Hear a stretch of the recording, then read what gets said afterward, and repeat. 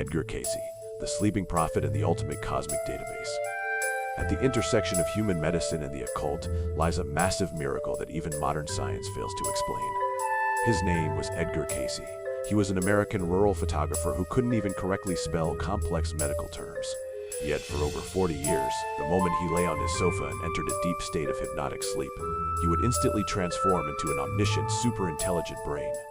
From thousands of miles away, he could flawlessly diagnose terminal illnesses in complete strangers. He would prescribe eccentric remedies that doctors of his time mocked, but which ultimately cured patients miraculously. He even vividly detailed the sinking of the prehistoric civilization of Atlantis in his dreams. Hailed as the greatest prophet of the 20th century, he left behind more than 14,000 strictly recorded readings throughout his life, which remain preserved in American research institutions to this day. Today, we will take you into the incredible dreamscapes of the sleeping prophet, Edgar Cayce. We will explore how, when the human brain completely relaxes, it can plug directly into that legendary ultimate cloud database containing all the secrets of the universe. The medical miracle machine. Cayce's legend began with shocking medical miracles. He didn't need to see the patient, nor did the patient even need to be present. With just a name and an address, the sleeping Cayce could peer through a person's body like a quantum X-ray machine with infinite computing power. Consider one extraordinary case. Amy, a 6-year-old girl from Kentucky, suddenly suffered from severe seizures and mental deterioration. Top doctors across America were at their wits' end, predicting she had only months to live. In sheer desperation, her parents turned to Cayce. Doctors at the time thought it was utter nonsense.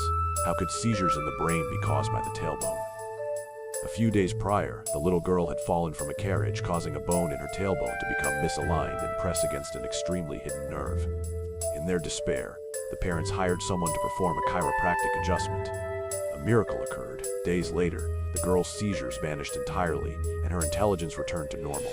There were thousands of such cases in Cayce's life. Decades later, his prescriptions of castor oil packs and an alkaline diet would unexpectedly become the cornerstones of modern naturopathy and functional medicine. Logging into the Akashic records. In an extremely rare reading, Cayce described the exact process of how he logged into that higher dimensional database. He explained that once he lost conscious awareness of his physical body, he would transform into a speck of light and ascend rapidly along a narrow beam of light. On either side of this beam, he would see countless grotesque shadows, the greed and fears of humanity. He would also pass through countless confused souls waiting to be reincarnated. Ultimately, the beam of light would guide him to a magnificent, radiant hall. There, a mysterious old man known as the Keeper of the Records would hand him the Book of Life, which contained all information regarding the inquirer's past and present lives. Cayce called this cosmic superlibrary the Akashic records. Akasha is a Sanskrit word meaning ether, or the primordial energy of the universe. Cayce explained that in this dimension, chronological time does not exist. Every heartbeat that has ever occurred in the universe, every hidden thought, the root cause of every disease, and even all future quantum possibilities are permanently engraved upon the fabric of space in the form of vibrational frequencies. The holographic universe theory and quantum entanglement proposed by modern, cutting-edge quantum physics were already explicitly and poetically depicted in Cayce's dream talk decades ago, the Atlantis Chronicles. As his access to the Akashic records became more frequent, Cayce's readings expanded beyond healing ordinary people.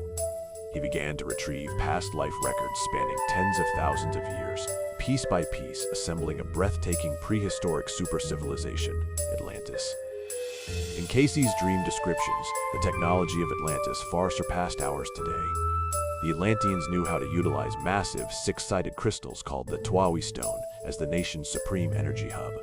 This crystal could harvest sunlight, starlight, and even cosmic rays, converting them into an invisible microwave radiation to power aircraft across the continent and even rejuvenate human bodies. However, advanced technology did not bring permanent peace. Cayce described the societal fractures of late Atlantis in agonizing detail. The entire continent was torn into two major factions. On one side were the followers of the Law of One, who championed spiritual supremacy and believed technology should be used to elevate the soul.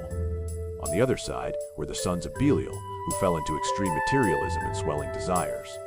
They not only enslaved lower life forms, but also attempted to weaponize the crystal energy to conquer nature and hunt prehistoric beasts. Destruction came not from the gods, but from arrogance.